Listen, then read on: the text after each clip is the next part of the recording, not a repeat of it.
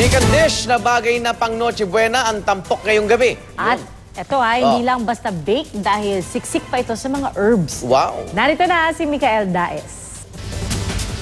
Baked chicken ang susubukan natin ngayong gabi, pero ang secret ingredient ay made with love siya. Masarap kaya?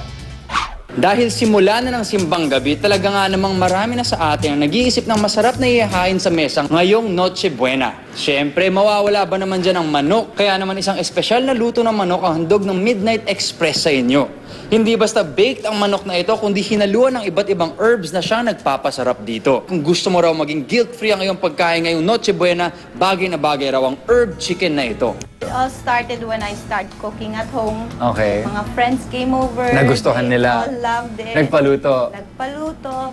Well, eto na. Subukan na lang natin. Okay, so is there anything special? I mean, is there a special ingredient or special process?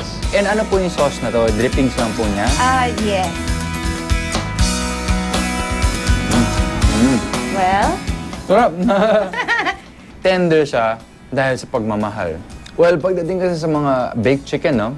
Pagdating sa chicken, any kind, ang importante naman para sa akin ay, juicy siya. Kasi mahirap yung manok pag dried. Ito, hindi mo na nga kailangan ng sarsa, pero meron pa rin. Napakasarap niya. Eh, yun naman palang sikreto ng masarap na pagkain, hindi mo kailangan ng kakaibang sangkap, kakaibang proseso, pagmamahal lang kailangan mo. Ako po si Micael Daes, this is Midnight Express. Good night.